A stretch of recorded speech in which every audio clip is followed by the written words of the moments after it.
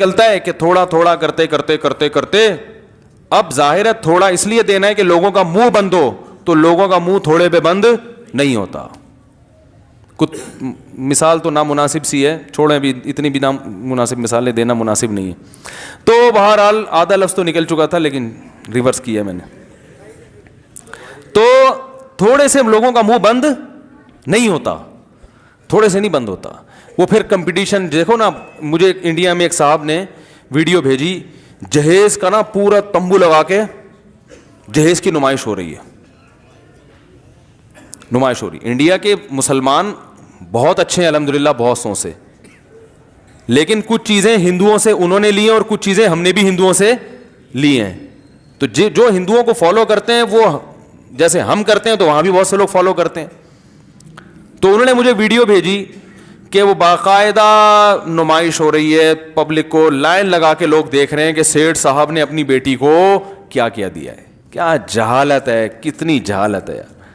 یہ کوئی فخر کرنے کی چیز ہے؟ آپ نے اپنی بیٹی کو, کوئی آدمی مولوی صاحب کو گفٹ لا کے دیتا ہے, ویڈیو بنا رہا ہے اور اس کو نیٹ پہ اپلوڈ کر رہا ہے, میں نے مولوی صاحب کو اتنے پیسے دیے تھے. مولوی صاحب کو غصہ آئے گا نا, او بھائی تو اگر دے بھی دیے تھے تو دنیا میں کیوں ڈھنڈورا پیٹ رہا ہے بھائی؟ تو بیٹی کو یہ دے رہے ہو تو بیٹی کو بھی غصہ آنا ہے, ابا میں آپ کی بیٹی, آپ نے مجھے دیا, تو پبلک کو کیوں بتا رہے ہیں؟ داماد کو بھی غصہ آنا چاہیے کہ بھائی اگر آپس میں ہمارا آپس کا معاملہ ہے, دے دیا تو پبلک کو کیوں بتا. لیکن کسی کو بھی غصہ نہیں آتا, کیونکہ سب کو پتا ہے کہ جہیز دنیا کو دکھانے کے لیے دیا جا رہا ہے. تو جب دکھانے کے لیے تو دکھانا تو پڑے گا نا میرے بھائی. ہمارے حضرت فرمایا کرتے تھے کہ اگر بیٹی کو کے بارے میں ڈر ہو کہ سسرال میں جا کے پتہ نہیں کیا ہو جائے گا, کوئی تحفظ ہونا کہ کچھ مسائل نہ کھڑے ہو جائیں, تو چیک دے دیا کرو. 25 لاکھ کا چیک دے دیا, چپکے سے پکڑا دیا, بیٹا یہ تمہارا چیک ہے, اگر کوئی اللہ نہ کرے سسرال میں ہوا, کچھ مسئلہ ہوا, تو یہ بینک میں تمہارے اتنے پیسے پڑے ہوئے, یہ اتنا گولڈ چپکے سے, داماد کو پتہ بھی نہ چلے. صحیح ہے نا, کیونکہ پتہ چلے گا تو بہت اچھے داماد بھی ہوتے ہیں, جو یہاں جو داماد بیٹھے ہیں ان کے علاوہ کی بات کر رہا ہوں, وہ پھر بیگم کے سونے پہ نظر, کیا خیال ہے, تو بہت سارے مسائل کھڑے ہو جاتے ہیں. تو ایسے فرمایا اگر بہت ہی محبت ہے تو یہ دے دو, لیکن یہ کوئی نہیں دے گا. صوفے دیں گے کیونکہ وہ نظر آ رہا ہے, سونے کے سکے جو چپکے سے دیے جاتے ہیں, پرس میں ڈال دیے جاتے ہیں, وہ نظر نہیں آتے. یہ بیڈ نظر آ رہا ہے, یہ صوفے نظر آ رہے ہیں, الماری نظر آ رہی ہے, پورا قارون کا خزانہ. تو بھائی میں کہتا ہوں اللہ کا واسطہ مل جل کے اس رسم کو ختم کرو. پھر بھی میں کہتا ہوں اگر لڑکے والوں نے پورا زور لگا دیا, لڑکی والے نہیں مانتے, زبردستی دے رہے ہیں, تو پھر آپ زبردستی روک نہیں سکتے, کیونکہ ایک آدمی اپنی بیٹی کو گفٹ دے رہا ہے نا, تو آپ کو شرعاً اختیار نہیں ہے اسے روکنے کا. تو اس لیے پھڈے بازی نہ کریں, اس میں مضبوط لہجے میں بتا دیں کہ ہمیں یہ اچھا نہیں لگ رہا. اور لڑکے کا جو باپ ہے نا وہ اپنی بیگم کو بھی بتا دے, کیونکہ بعض دفعہ جب لڑکی کا باپ رخصت کر کے بھیجتا ہے بغیر جہیز کے, تو وہ تانے پھر اسے سسرال میں ساری زندگی, بولو نا بھائی, ملتے ہیں. لائی کیا چند چیتھڑے, یہ ساسوں کی طرف سے, لائی کیا چند چیتھڑے, اور باتیں ایسے کرتی ہے جیسے تیرے باپ نے تجھے سونے میں تول کے بھیجا ہو. یہ بڑے پرانے ڈائلاگ ہیں جو ساسیں سیکھتی ہیں, باقاعدہ آرڈر پہ ان کو سکھائے جاتے ہیں کہ اس طرح سے اس اسٹائل میں بہو کے سامنے آپ نے یہ بولنا ہے. کوئی الٹا سیدھا ایسا نہیں کہ جو گلے پڑ جاتا نا. تو بعض دفعہ یہ خطرہ ہوتا ہے لڑکی کے باپ کو, یار پتہ نہیں کیا بنے گا وہاں جا کے, تو وہ دے رہا ہوتا ہے, تو وہ رشوت کے حکم میں ایسا جہیز. بعض دفعہ واقعی محبت سے ہی دے رہے ہوتے ہیں, لیکن وہ محبت سے دے تو رہے ہو, لیکن آپ دیکھو کہ یہ اسلام میں ایک چیز کو پسند نہیں کیا گیا, تو ایسی چیز کو پروموٹ کرنا, محبت کا کچھ اور طریقہ ایجاد کر لو, ٹھیک ہے نا. وہ طریقہ یہی ہے کہ سونے کے سکے پرس میں ڈال کے دے دیا, یا بیگم بچی کو بتا دیا دیکھو یہ تمہارا سونا ہے, گولڈ ہے, یہ میں نے تمہارے لیے بنایا ہے, جس دن تمہاری شادی ہونی تھی میں نے سوچا تھا اس دن ہینڈ اوور کروں گا, لیکن ابھی تو فی الحال چلی جاؤ, یہ لاکر میں پڑے ہوئے ہیں تمہارا, جب تمہیں ضرورت ہو تو یہاں سے لے لینا. ایسا یہ محبت کا طریقہ مارکیٹ میں ہے ہی نہیں, ٹھیک ہے نا, ہے ہی نہیں, چل ہی نہیں رہا. پھر باقی بعد میں آپ جو چاہیں دیں بیٹی کو. میں یہ نہیں کہہ رہا کہ بچی کو کبھی زندگی میں کوئی گفٹ ہی نہیں دینا. گھر بس گیا, موقع ختم ہو گیا, پھر آپ کی بچی آپ کا داماد, پھر تو داماد کو آپ لینڈ کروزر خرید کے دیں. آپ اللہ کرے میرے سسرال والے بھی سن رہے ہوں. پھر تو بھائی جب موقع ختم ہو گیا تو جو مرضی, آپ کا داماد ہے, بیٹوں کی طرح ہوتا ہے داماد, تو سمجھنا چاہیے اس کو بیٹوں کی طرح.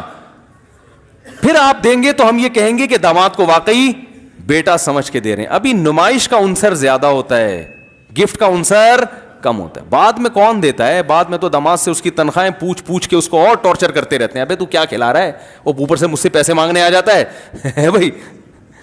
تو بعد میں آپ کا داماد ہے, آپ کی بیٹی ہے, بھائی پال لو پورے. اگر نیک داماد ہے تو پورا پورا پالنے پر بھی گورنمنٹ کی طرف سے کوئی پابندی نہیں ہے. بچی کا گھر بسے گا اگر وہ اپنی ذمہ داری پوری کر رہا ہے. تو آپ جانے, آپ کا سسرال جانے, صلہ رحمی ہے.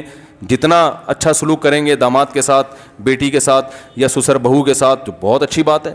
ہم منع ہدیے سے, گفٹ سے منع نہیں کر رہے. ہم کہہ رہے ہیں کہ رسومات ہیں, نمائش زیادہ ہے, غریب باپ ٹینشنوں میں آئے ہوئے ہیں کہ شادی کیسے کریں بچوں کی. تو اس لیے سادگی اور خرچہ بولو بھائی کم سے کم خرچہ. حدیث میں آتا ہے اعظم النکاح برکتاً ایسرھا مؤونہ, سب سے زیادہ برکت اس نکاح میں ہے جس میں خرچہ سب سے کم ہو. ہم کہتے ہیں جتنی دھوم دھڑکے سے ہوگی اتنا ہی مزہ ہوگا. نہ وہ وقتی مزہ ہے, وہی ہے جو چرس اور ہیروئن کا ہوتا ہے. جتنا سادگی سے ہوگی اتنا ہی اس نکاح میں لذت زیادہ, آسانی سے. حضرت شیخ الحدیث مولانا زکریا رحمہ اللہ تعالیٰ کی زوجہ کا انتقال ہو گیا تو وہ پھر مصروف اتنے تھے, وہ کہتے تھے میں نکاح نہیں کروں گا. ان کی بہت زیادہ مصروف لائف تھی. انہوں نے کہا میں نہیں نکاح کرتا, کیونکہ سارا دن وہ کتابوں میں لگے رہتے تھے. تو ان کی غالباً چچا زاد بہن تھی, خالہ زاد بہن تھی. تو رشتہ داروں نے زور ڈالا بھائی نکاح کر دو حضرت شیخ الحدیث سے نا, کہ بھائی اب آپ کی کزن ہے, آپ نکاح کر لیں, بغیر نکاح کے زندگی گزار رہے ہیں. بہت اصرار کیا تو ایک دن انہوں نے جب بہت اصرار کیا انہوں نے کہا چلاؤ پھر ابھی پڑھاؤ نکاح.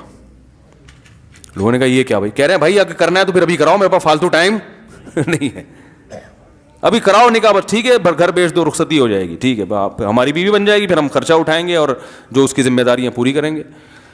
تو لوگ ایسے مانتے نہیں ہیں, لوگوں کہتے ہیں یہ کون سا ہو رہا ہے نکاح. تو کہتے ہیں بھائی یہ میرے پاس اتنے بکھیڑوں کا ٹائم, آج کل اصل میں فالتو ٹائم بہت زیادہ ہے. اتنا ٹائم ہے, شادی کی 6 مہینہ پہلے تیاریاں ہو رہی ہیں, تو وہ والے آ رہے ہیں تو یہ والے جا رہے ہیں, پھر وہ آ رہے ہیں تو پھر یہ والے جا رہے ہیں, تو پھر وہ بری کی رسم آ رہی ہے, پھر وہ والے آ رہے ہیں, پھر پھڈا ہو گیا تو ان کو منا رہے ہیں.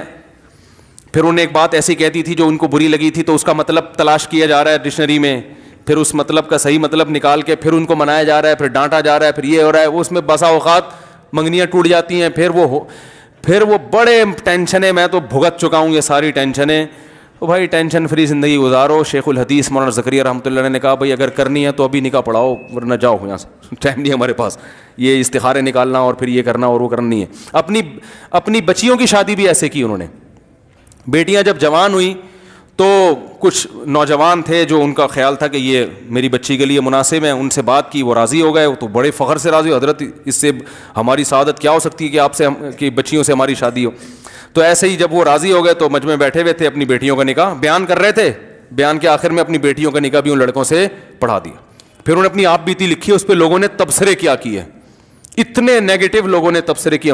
ایسے ہوتی ہے بچیوں کی شادیاں, ایسے ہی کچھ چند نوجوان نظر آئے پکڑا دیں. تو بھائی وہ نوجوانوں کی تحقیق تو ان کو پہلے سے تھی کہ یہ اچھے ہیں.